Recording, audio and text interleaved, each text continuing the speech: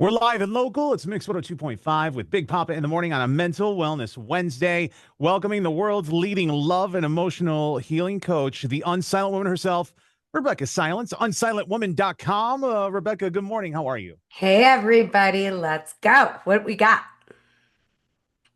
Let's talk social media drama.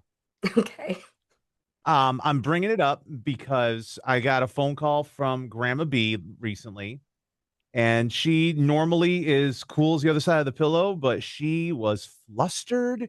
And Oh, about like she almost made me come and pick her up and take her to somebody's house, and because she thought somebody had blocked her on Facebook. Turned to find out that it okay. was just turned to find out it was just user error, and she was using the app wrong.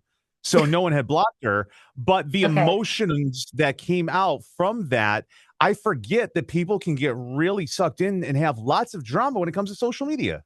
Right. And so there's two reasons because A, we're taking things so personally, and B, we're comparing constantly, whether we realize it or not, to, other people and how much this person cares about that person, but not me.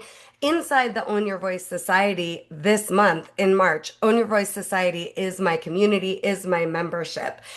The topic is taking things personally this month because it is so intense and so real. And one of the number one places we take it personally is social media.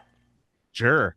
And a lot of people, and I've learned this, especially with doing this segment with you for so long, is sometimes just taking a step back and realizing whatever so and so is doing or has done isn't necessarily because of me or has anything to do with me, but It has nothing. because we're the main character of our own story, we forget that we're not the main character of somebody else's story. Well, and what nobody else is going to tell you is they're just showing you how they are.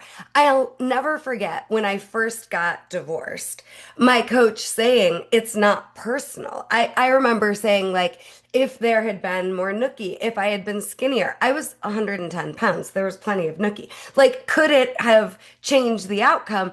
And the coach said to me, watch over the next 10, 20 years. It's not you. This will be the pattern that keeps playing out. So back to Grandma B and the social media devastation that she temporarily experienced.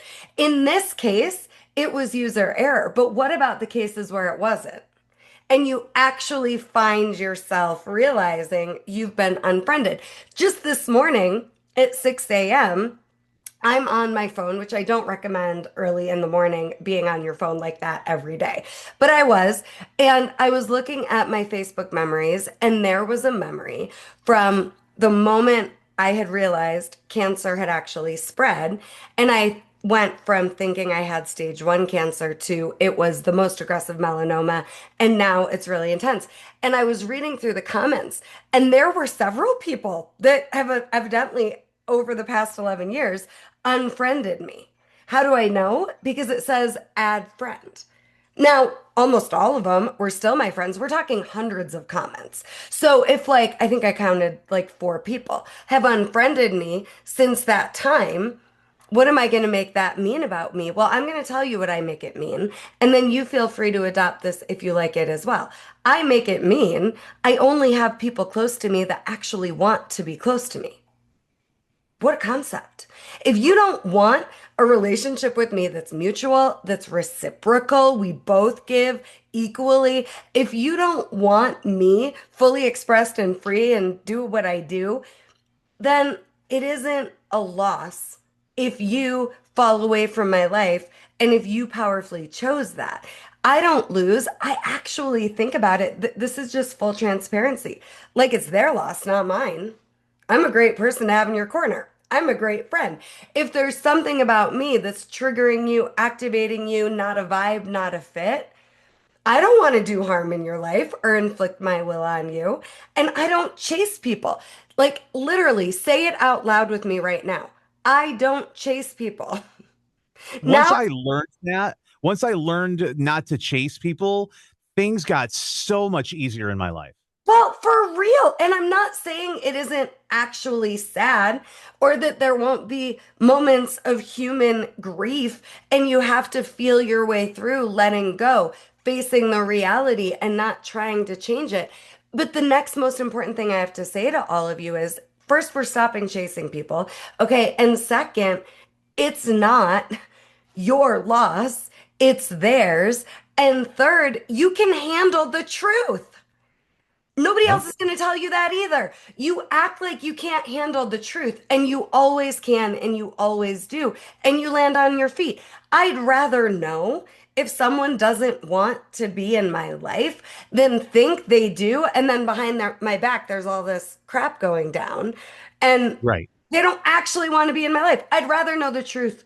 And I want you to get, you can handle the truth, whatever it is, social media or not, you can handle it. And anybody that would casually leave your life without even talking to you about it first, anybody that wouldn't even try to reinvent or get closer or make it better because they don't care enough, how can you think you just lost out if that's how they show up? That emotionally immature, that disconnected.